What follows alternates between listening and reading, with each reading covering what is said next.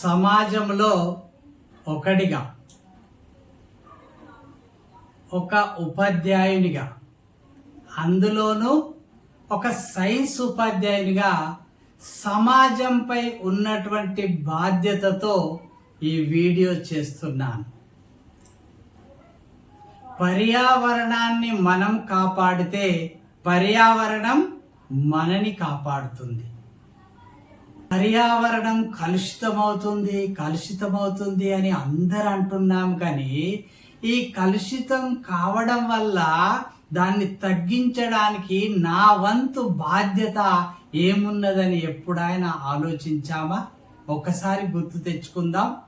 పర్యావరణం ముఖ్యంగా 3 రకాలుగా కలుషితమవుతుంది. అది గాలి ద్వారా, నీటి ద్వారా, నేల ద్వారా. ఈ 3 అంశాలు కూడా మానవుని యొక్క, మనుషుల యొక్క క్రియల వల్లనే, మన యొక్క పనుల మూలంగానే ఈ పర్యావరణం కలుషితమవుతున్నదనే విషయాన్ని మర్చిపోతున్నాం. దీనికి అంతటికీ కారణం క్రిమి సంహారక మందులని వాడడం, పాలిథిన్ కవర్లను విరివిగా వినియోగించడం మూలంగా పర్యావరణం కలుషితమవుతున్నది. ఈ పాలిథిన్ కవర్ల వల్ల, ఈ క్రిమి సంహారక మందుల వల్ల ఈ రోజులలో చాలా మంది క్యాన్సర్తో ప్రభావితమవుతున్నారు, క్యాన్సర్ బాధితులుగా మారుతా ఉన్నారు.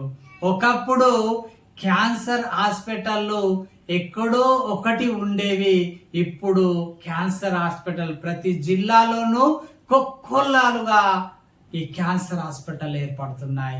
దీనంతటికీ కారణం ఏంటిది? ఒకసారి ఆలోచించవలసినటువంటి అవసరము మనందరి మీద ఉన్నది. ఈ మధ్య నేను ఒక పేపర్లో చదివాను. ఆంధ్రప్రదేశ్లో ఒక పేపర్లో వచ్చినటువంటి వార్తను మీ ముందుకు తీసుకొస్తున్నాను. ఒక వ్యక్తి, అతనికి ఎలాంటి చెడు అలవాట్లు లేవు, చాలా మంచి వ్యక్తి. అలాంటి వ్యక్తికి క్యాన్సర్ వచ్చింది. ఎందుకు వచ్చిందబ్బా ఏంటి అని ఆలోచిస్తే, ఆరా తీస్తే తెలిసినది ఏంటి అనంటే, అతను ప్రతిరోజు తనకు కావలసినటువంటి నాస్టాను హోటల్ నుండి తెప్పించుకునేవాడు. ఆ హోటల్ నుండి తెస్తున్నటువంటి సందర్భంలో హోటల్ వాళ్ళు సాంబారును కవర్లో, చట్నీని కవర్లో, ఇడ్లీ వడాను కవర్లో వేసి ఇస్తే వాటిని తీసుకొచ్చి ఇంట్లో పెట్టుకొని తినేవాడు. ఆ తీసుకొచ్చే సమయంలో ఆ వేడి సాంబారు నుండి ఆ పేపర్ కవర్లో ఉన్నటువంటి, ఆ కవర్లో ఉన్నటువంటి కణాలకి, పాలిథిన్ కణాలకి ఈ వేడి సాంబార్కి మధ్యలో చర్య జరిగి ఈ పాలిథిన్ కణాలు అతని శరీరంలోకి వెళ్ళి క్యాన్సర్ను కలుగజేయడం అనేది జరిగింది.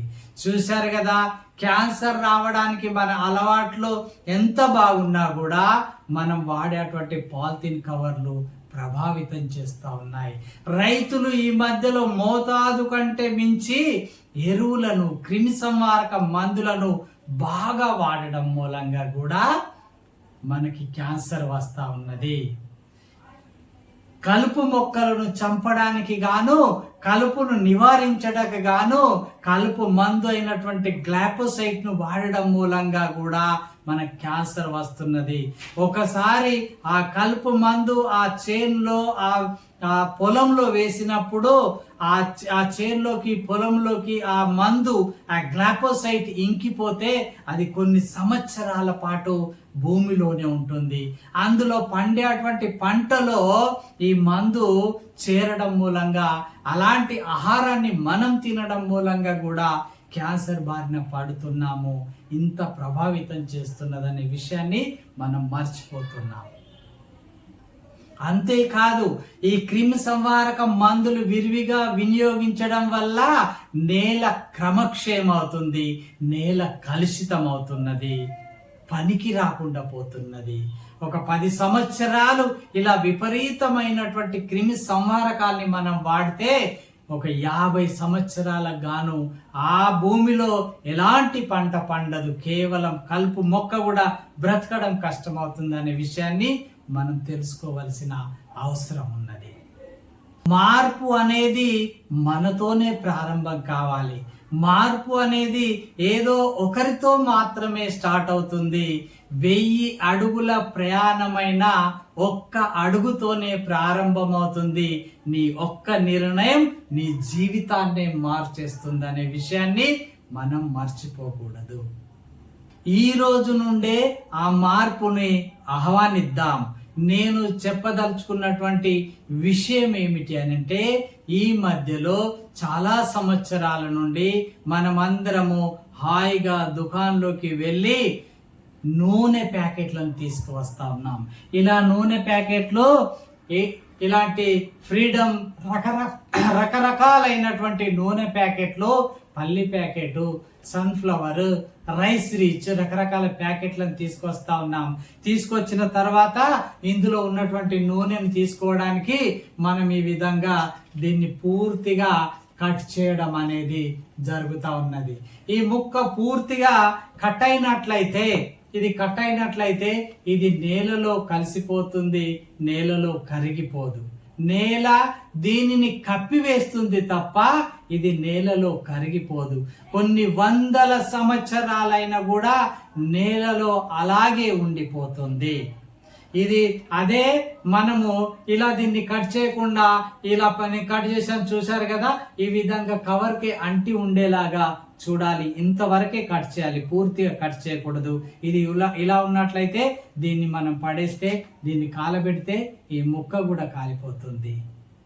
ఇది వేస్ట్ పోకుండా ఇలా కాలిపోవడం అనేది జరుగుతుంది. అదే ఇలా పూర్తిగా కట్ చేసామనుకోండి, ఇలా పూర్తిగా కట్ చేస్తే ఈ ముక్క నేలలోనే ఉండిపోయి నేల కలుషితమై కావడానికి కారణమవుతుంది. ఒక దయ్యాల్లాగా, ఒక భూతాల్లాగా కొన్ని వందల సంవత్సరాల పాటు ఈ పాలిథిన్ కవర్లు నేలలోనే ఉండిపోతాయి. ఇదందరూ ఖచ్చితంగా తెలుసుకోవాల్సిన విషయం. ఒక సైన్స్ ఉపాధ్యాయునిగా నేను విద్యార్థులకు ప్రతి విషయంలో కూడా ఇలాంటి టిప్స్ ఇవ్వడం అనేది జరుగుతుంది, చెప్పడం అనేది జరుగుతుంది. ఇది అందరూ గుర్తించాలి డియర్ ఫ్రెండ్స్. ఇకపోతే మనం కిరాణా దుకాణంలోకి వెళ్ళేటప్పుడు ఒక సంచిని తీసుకొని వెళ్ళవలసిన అవసరం ఉన్నది. సరుకులు కొన్నప్పుడు ఆ సంచిలో వేసుకొని తీసుకొచ్చి మనం ఆ సంచిలో నుండి మన సరుకుల్ని ఇంట్లో పెట్టుకోవాలి. ఎందుకనంటే మనం సంచులు లేకుండా వెళ్తే పాలిథిన్ కవర్లలో రకరకాల పప్పుకు ఒక సంచి పాలిథిన్ కవరు, నూనెకు ఒక పాలిథిన్ కవరు, పల్లీలకు ఒక పాలిథిన్ కవర్, ఇలా ఒక 10-20 పాలిథిన్ కవర్లలో నింపిస్తాడు. అవి తీసుకొని వచ్చి ఆ సరుకులు లోపలేసుకొని ఈ కవర్లను బయట పడవేస్తే దానివల్ల కూడా మనను పర్యావరణాన్ని కలుషితం చేసేవారిగా ఉన్నామనే విషయాన్ని గుర్తు తెచ్చుకోవాల్సిన అవసరం ఉన్నది. నేను ఆచరిస్తున్నాను, మీరు ఆచరించాలని నేను మిమ్మల్ని రిక్వెస్ట్ చేస్తా ఉన్నాను. అంతేకాకుండా ఈ రోజులలో నాన్ వెజ్ తినేటువంటి వ్యక్తులు మటన్ కొరకు, చికెన్ కొరకు వెళ్ళినప్పుడు ఒక టిఫిన్ డబ్బాను తీసుకెళ్ళాలి. అందులో మాత్రమే ఆ చికెన్ మటన్ ను తీసుకొని రావాలి, కవర్లలో తీసుకొని రాకూడదు. ఇది అందరూ గుర్తించాలి, ఆచరించాలి. వేరే వాళ్ళకి ఆచరించేలాగా మనం చెప్పవలసిన బాధ్యత నీ పైన, నా పైన, మన అందరి పైన ఉన్నదనే విషయాన్ని మర్చిపోకూడదు డియర్ ఫ్రెండ్స్. పర్యావరణ హితమైనటువంటి పనులను మాత్రమే చేద్దాం, బ్రతకనిద్దాం, బ్రతుకుదాం. మనం బ్రతుకుదాం, వేరే వాళ్ళని బ్రతకనిద్దాం. ఇదే మనందరి సదుద్దేశం కావాలని కోరుకుంటూ, మీకు నచ్చినట్లయితే ఈ వీడియోని షేర్ చేయండి, లైక్ చేయండి, కామెంట్ చేయండి.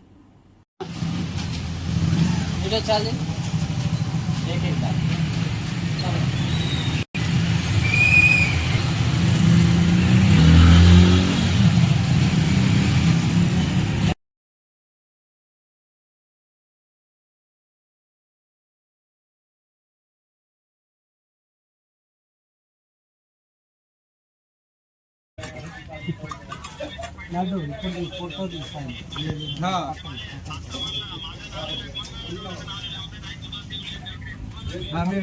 पाहतो मग कटिंग करा मोको आहे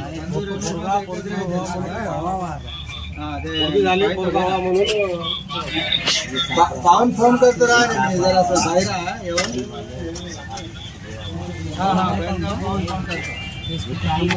मामा तुम्हाला एकवीचा को అట్లా కొంచెం कंप्यूटर कार అటువైపు కొంచెం